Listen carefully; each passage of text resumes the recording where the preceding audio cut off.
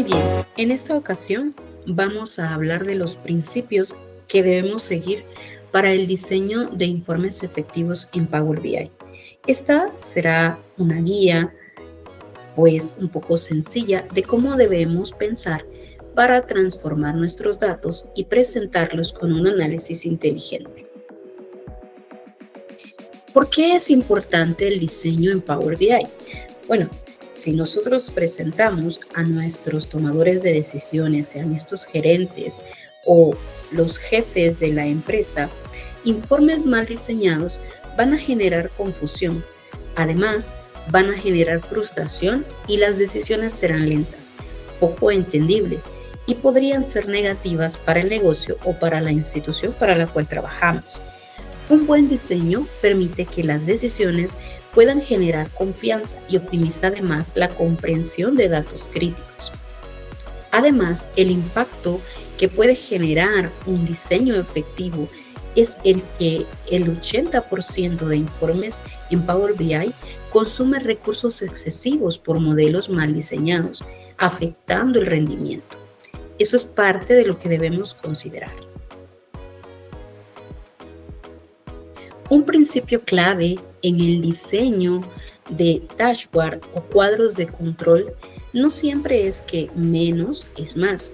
Debemos priorizar únicamente los datos más relevantes para cumplir con la pregunta clave de la información que necesitamos o el objetivo específico para el cual queremos ese informe.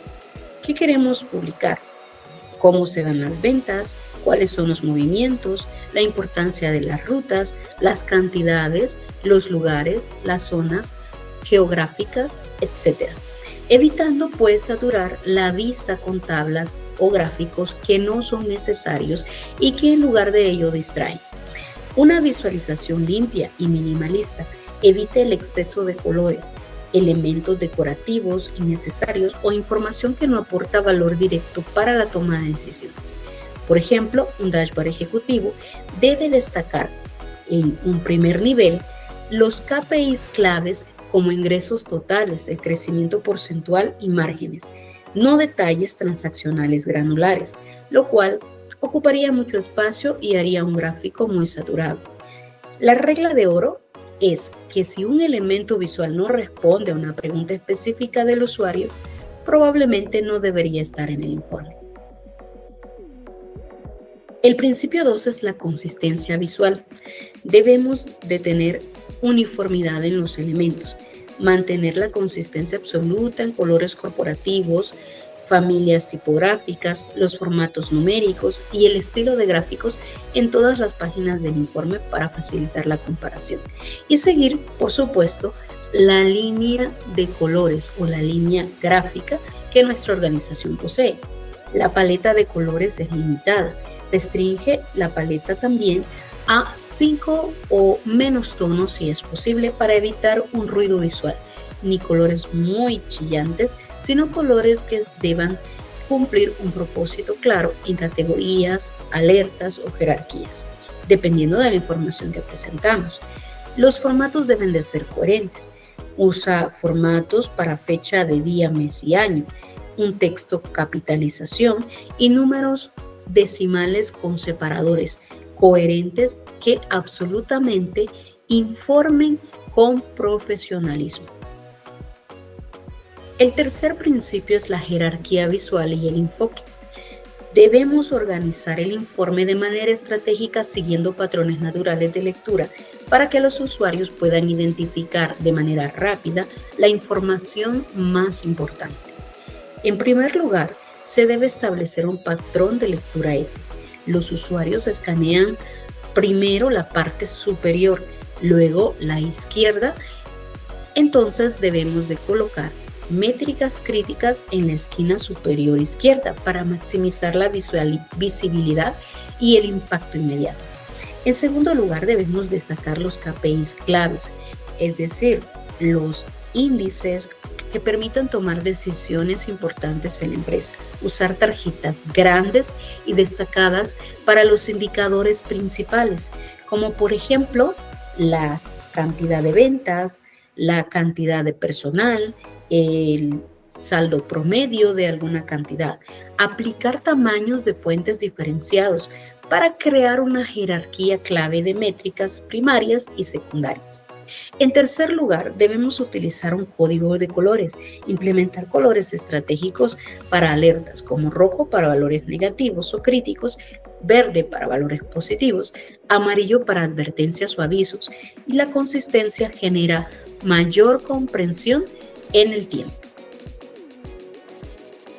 El cuarto principio es la precisión y contexto. Los gráficos con base 0 siempre inicia gráficos de barras y columnas desde cero para evitar malinterpretaciones y distorsiones visuales que pueden llevar a conclusiones erróneas sobre magnitudes reales. Los números con contexto. Acompaña cada métrica con contexto relevante, las comparaciones con periodos anteriores, metas establecidas, benchmark de industria o rangos esperados para dar significado real. Y los formatos abreviados. Usa notación abreviada para grandes números como 1.25 millones en lugar de 1 millón y escribir toda la cantidad para mejorar la legibilidad y reducir saturación visual en espacios limitados. La optimización para el rendimiento y la usabilidad. Esto es muy importante. Nuestro dashboard no debe ser lento. Por lo tanto, debemos medir el rendimiento y la usabilidad del mismo. Los modelos de datos deben de ser eficientes. Debemos eliminar columnas y relaciones innecesarias del modelo que solamente retardan las reacciones y las conexiones de este a una base de datos o las respuestas, como lo vimos con Vertipath Analyzer y el analizador de rendimiento. Cada elemento debe tener un propósito claro y documentado. Las medidas DAX deben ser optimizadas, es decir, utilizar, por ejemplo, en lugar de average X o en lugar de sum X, evitando así el uso de columnas calculadas. Esto acelera cálculos con DAX de manera más eficiente. Se usan mejor variables y evitar funciones integradoras innecesarias para aprovechar el contexto de filtro. Con Calculate, por ejemplo. Además, debemos realizar actualizaciones inteligentes, programar actualizaciones incrementales para mantener los datos frescos y sobrecarga de recursos del sistema ni afectar a los usuarios. El impacto en el negocio suele darse con un informe optimizado que puede cargar hasta 10 veces más rápido, mejorando dramáticamente la experiencia del usuario y la adopción de la herramienta. Finalmente, la colaboración y compartición efectiva. Las áreas de trabajo deben de ser organizadas. Al publicar nuestros informes en espacios de trabajo, los roles deben de ser claramente definidos. La información que le interesa al administrador puede no ser necesaria para un miembro y colaborador, mientras que el gerente necesita mayor visión sobre la información. Por lo tanto, deben establecerse de manera clara los roles de visibilidad según las necesidades de acceso. Los permisos deben de ser adecuados. Debemos compartir los permisos granulares para proteger datos sensibles mientras facilitamos la colaboración efectiva entre los equipos autorizados. Finalmente, la integración de Teams. Integrar con Microsoft Teams para un análisis en tiempo real, discusiones contextuales y feedback inmediato sobre insights descubiertos. Recordemos que al final podemos tener un informe que parezca que está completamente claro y usable, pero los que van a decirnos lo mejor son los usuarios del mismo. Por lo tanto, debemos de hacer una prueba piloto sobre nuestro informe para evaluar realmente y realizar un feedback inmediato sobre nuestros insights. El caso de éxito es un dashboard para gerentes de planta. Podemos pensar en un diseño centrado en el usuario. Se crea un dashboard específico mostrando únicamente métricas de producción y calidad relevantes para gerentes de planta, sin saturar con datos financieros o administrativos secundarios que no interesan al puesto. Los resultados transformadores. Se da una adopción del 95% entre gerentes de planta, la reducción del 70% de reportes impresos y decisiones operativas 3 veces más rápida, la detección temprana de problemas de calidad y la lección clave. Adaptar el diseño al rol específico y necesidades reales de los usuarios maximiza dramáticamente el impacto y la utilidad práctica del informe. En conclusión, debemos diseñar para impactar y facilitar decisiones. La simplicidad, la consistencia, el contexto, el rendimiento deben ser piezas claves en la creación de nuestros informes. Un informe de Power BI verdaderamente efectivo combina estos cuatro pilares fundamentales para crear experiencias que transforman datos en decisiones accionables. Debemos invertir el tiempo para comprender profundamente a nuestra audiencia y cumplir así los objetivos específicos para crear reportes e informes que realmente se utilicen, generen valor al puesto y a la toma de decisiones e impulsen el crecimiento del negocio. Empezamos hoy.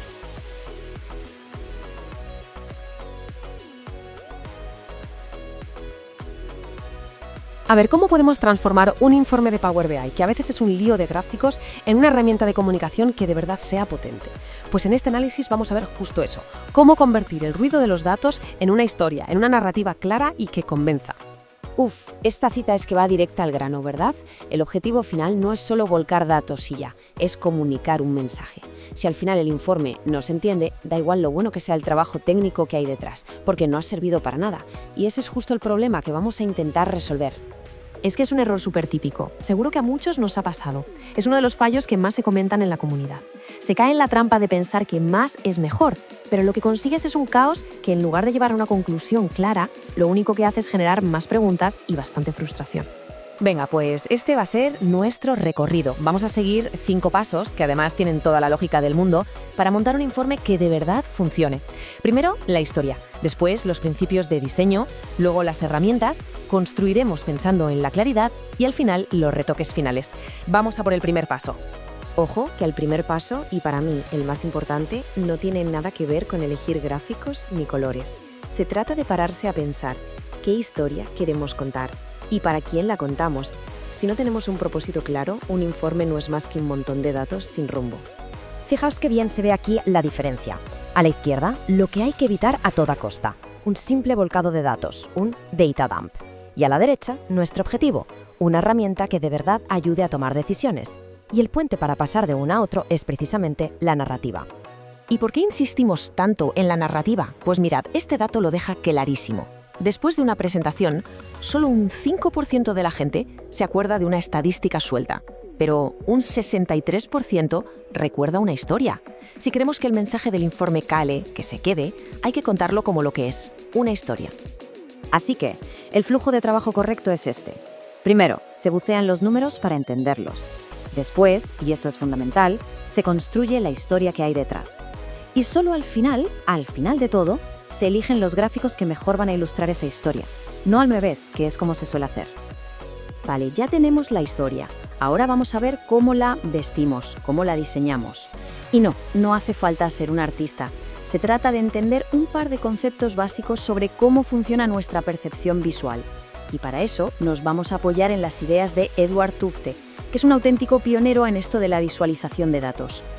El primer concepto clave es el ratio datos-tinta. A ver, pensémoslo así de fácil. Es la eficiencia de un gráfico. Cada píxel en la pantalla debería estar ahí por una razón, para mostrar información útil. Todo lo que sea puramente decorativo es ruido, y es lo que tenemos que eliminar. Y claro, todo eso que no es datos tinta, Tufte lo bautizó como chart junk, que podríamos traducir como basura gráfica. Son todos esos adornos que no aportan nada. Sombras, efectos 3D, fondos con degradados, elementos que no solo no ayudan, sino que estorban y hacen más difícil entender los datos. Este ejemplo lo ilustra de maravilla. A la izquierda, un gráfico lleno hasta arriba de chart junk. A la derecha, el mismo gráfico, con los mismos datos, pero limpio. Se ha quitado todo lo que sobra. ¿Cuál se entiende más rápido? La respuesta es obvia, ¿verdad? El de la derecha es infinitamente más eficaz. Y al final es que es tal cual lo que decía Leonardo da Vinci. Un diseño limpio y sencillo no es un diseño pobre o vago, que va, es un diseño inteligente, que pone el foco en los datos y respeta el tiempo de la persona que los va a leer. Bien, pues vamos a bajar todo esto a tierra. Ya tenemos la historia y los principios de diseño claros. Ahora la pregunta es, ¿qué gráficos concretos usamos? Y casi más importante, ¿Cuáles deberíamos evitar como la peste? Mirad, aunque Power BI tiene una cantidad loca de opciones, la realidad es que con este pequeño kit de herramientas, con estos 6 tipos de gráficos, se puede solucionar más del 90% de las necesidades de negocio. Son versátiles, nuestro cerebro los entiende fenomenal y además se pueden crear con las herramientas estándar. Y ahora, la lista negra. Ojo con estos, porque aunque son súper comunes, tienen truco. El problema de estos gráficos es que nos engañan visualmente. Nuestro cerebro sencillamente no es bueno comparando ángulos, áreas o trocitos de barras que no empiezan en el mismo sitio. Vamos a verlo con un caso práctico. Tenemos este gráfico de anillo. A ver, a simple vista, es fácil decir qué ciudad vende más o cuál es la diferencia exacta entre Londres y Tokio. Es complicadísimo, porque tenemos que comparar ángulos de porciones que son muy parecidas. Y ahora, magia. Vemos los mismos datos, mismísimos datos, pero en un gráfico de barras. La comparación es instantánea. Nuestro cerebro procesa longitudes mucho mejor y de forma más precisa. El ranking salta a la vista. Este es el poder de elegir el gráfico correcto. Vale, ya tenemos la historia, los principios y los gráficos. Ahora toca montar el puzzle. ¿Cómo organizamos todos estos elementos en una página para que sea intuitiva y fácil de leer? Aquí la clave es la jerarquía. Es guiar la vista de forma natural. Pensamos como si fuera un periódico. Arriba, los grandes titulares, los KPIs. En el medio, el desarrollo de la noticia, con los gráficos de tendencias. Y abajo, los detalles para quien quiera profundizar. Y el espacio en blanco es nuestro mejor amigo para separar las cosas y que todo respire. Y aquí va una regla de oro, un truco fácil de recordar. El número 8. La propia guía de optimización de Microsoft recomienda no usar más de 8 elementos visuales por página. Y esto no es solo para no saturar a la gente, es que también mejora muchísimo el rendimiento y la velocidad de carga del informe. Venga, que ya casi lo tenemos. El informe está montado, pero ahora vienen los detalles finales. Esos toques que de verdad marcan la diferencia entre un informe bueno y uno excelente, uno profesional. Fijaos en esto, que es súper interesante ver cómo pequeños ajustes técnicos tienen un impacto enorme. Por ejemplo, algo tan simple como desactivar las interacciones automáticas entre gráficos que no se usan, pues puede hacer que el informe vaya mucho más rápido. O, por ejemplo, hacer los cálculos más pesados en la base de datos en vez de en Power BI libera recursos y hace que todo fluya como la seda. Y esto es crucial. De verdad, el trabajo no termina cuando le damos al botón de publicar. Un informe es algo vivo. La prueba de fuego es cuando la gente lo usa de verdad. Sus comentarios, sus dudas. Eso es oro puro para refinar, para simplificar y para asegurarnos de que el informe cumple su objetivo. Al final, todo este proceso, todos estos pasos, se pueden resumir en una sola pregunta, la pregunta final que tenemos que hacernos. ¿Nuestro informe responde a una pregunta o, por el contrario, lo único que hace es crear más? Porque un gran informe no solo muestra datos, un gran informe da respuestas claras.